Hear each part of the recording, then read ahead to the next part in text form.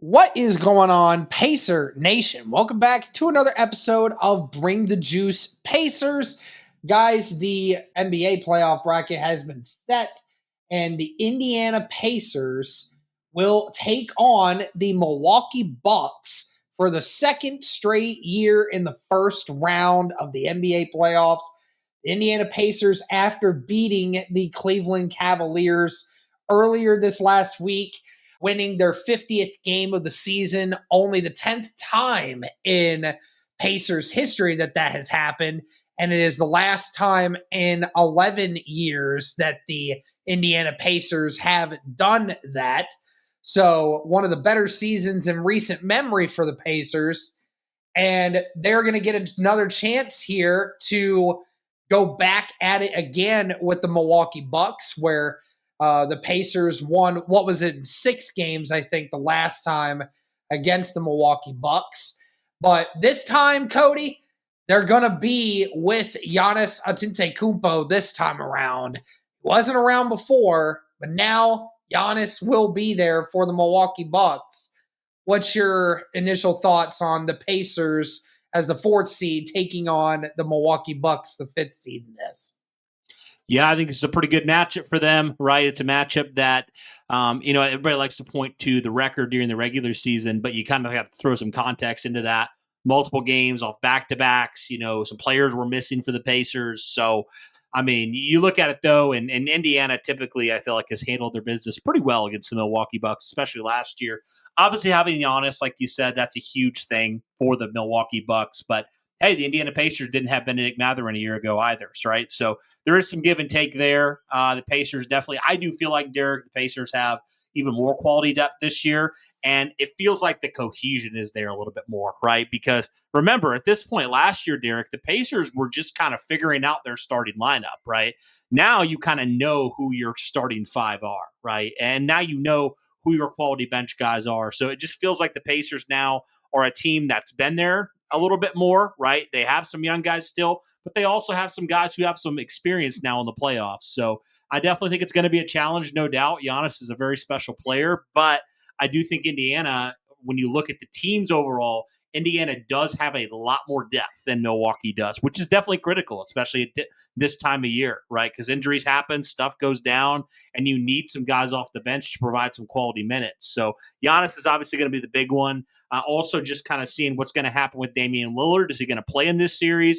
Is he going to play game 1? I don't know. Well, that's kind of to be determined at this point for Saturday. But yeah, obviously Giannis is the big focus here for the Pacers. But I definitely think if you're looking at first round matchups here, this is probably one of the ones, if you're Indiana, that you're looking to get here in the first round, playing against the Milwaukee Bucks, who you obviously know from last year very, very well, and you know a lot playing them in the regular season. So, yep, I definitely think it's a good matchup here for the Pacers for round 1, for sure.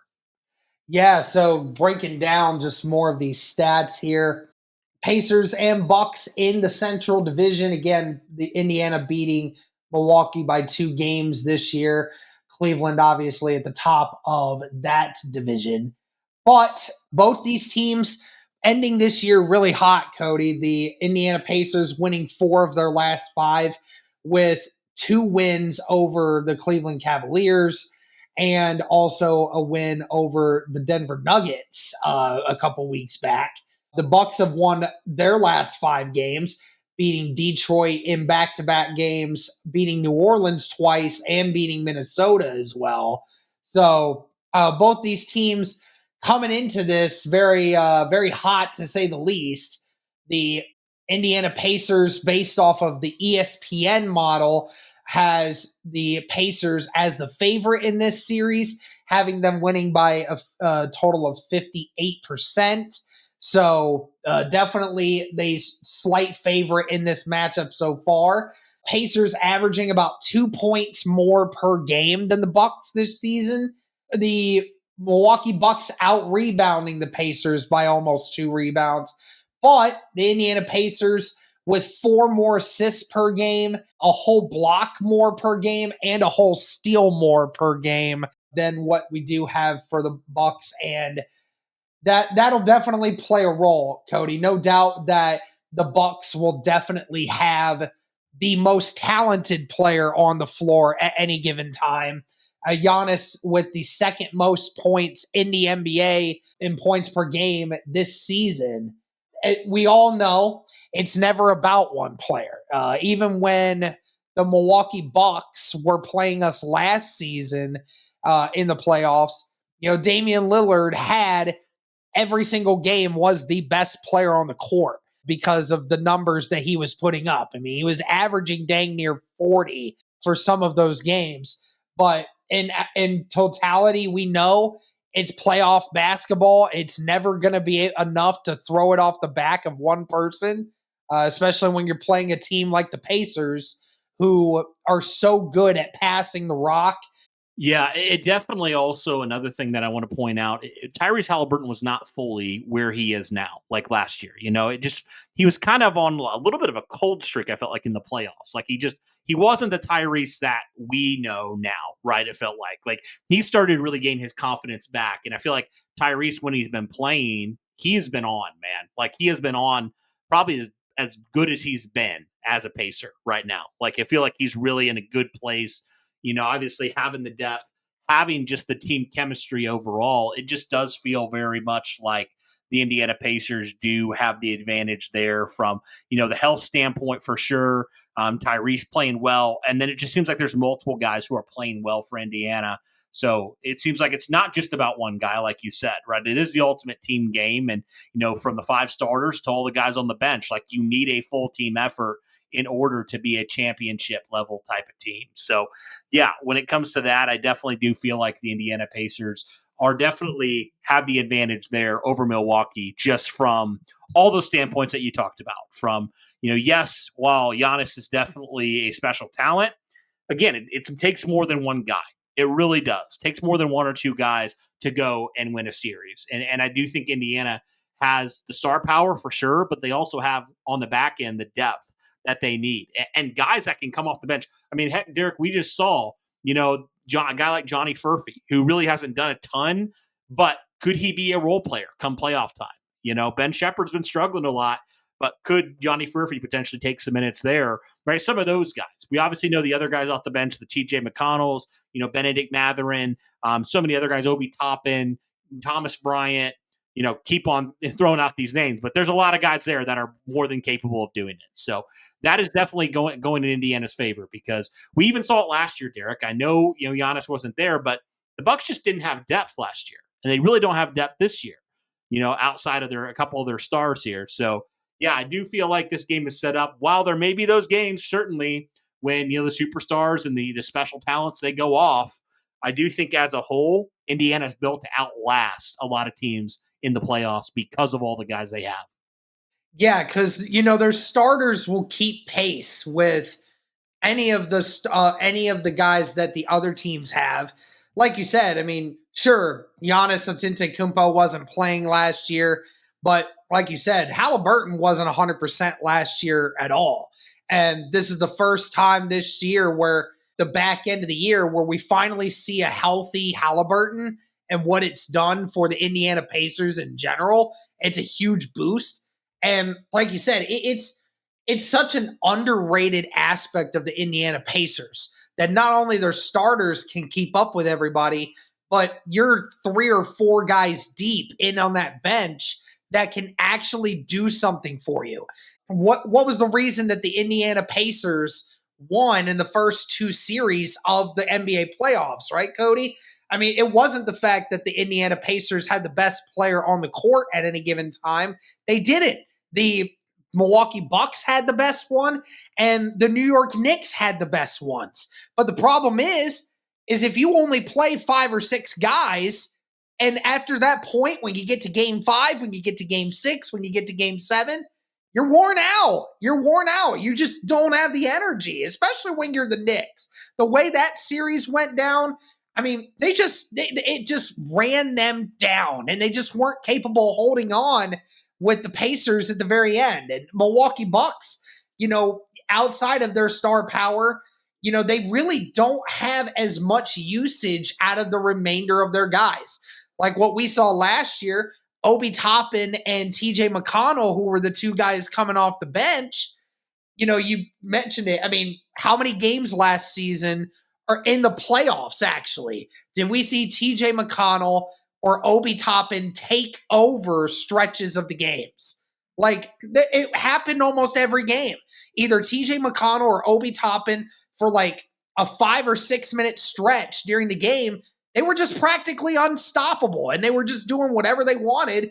And it drastically changes how you can do things from your starter's perspective when you have one or two guys on your bench that can do that for you.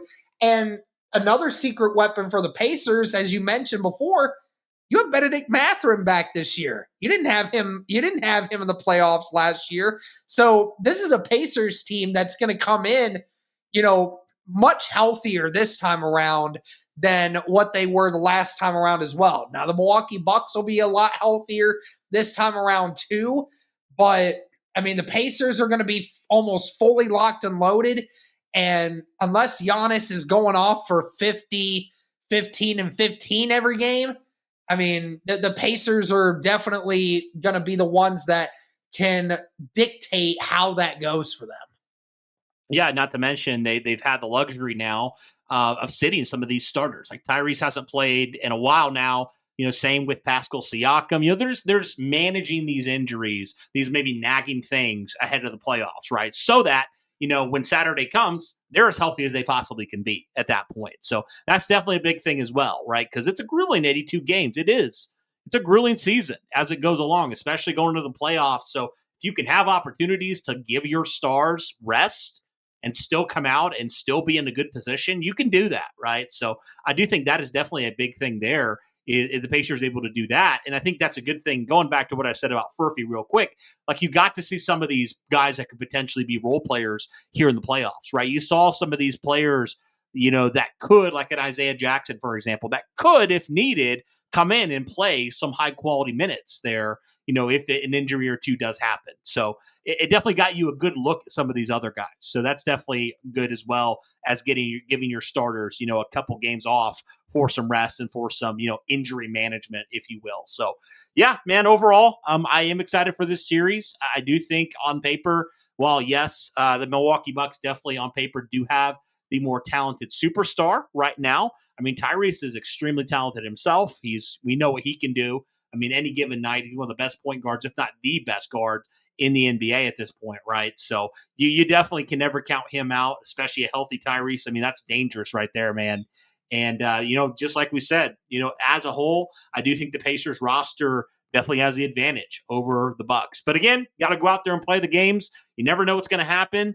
But I'm excited to see this series kick off, man, on Saturday and see what happens here for Indiana. They have home court advantage throughout the playoffs. So that's definitely a huge thing there for them. And that's definitely a great start for them to really start off strong here.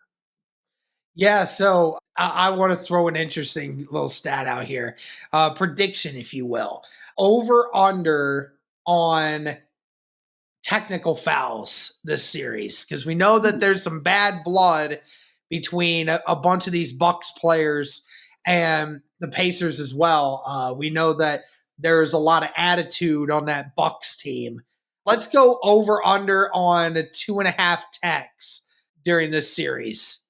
Oh man, that's like right where I was thinking there. Oh man, that's tough. That's a tough one. I'm like right there at that. Yeah, Bobby Portis, man, he's just something else. Okay, I'll go slightly under. I'll say 2. Okay. It's funny because that's exactly that's exactly what everybody would say the same thing. Bobby Portis, that's it. Is Bobby Portis. That's all he's good for, is just creating drama. So, well, yeah. This Bucks roster certainly got some characters, no doubt about that. So yeah, I'll go under 2. All right. Sounds good. All right. Well, that's going to do it for this one, guys. Let us know your thoughts on this series and how you think it's going to go for the Pacers. First game is on the 19th, so it will be on Saturday. And hopefully you guys will be watching. And thank you guys again as well for 1,000 subscribers. We greatly appreciate it. Thank you guys so much for all the support. And as always, go Pacers.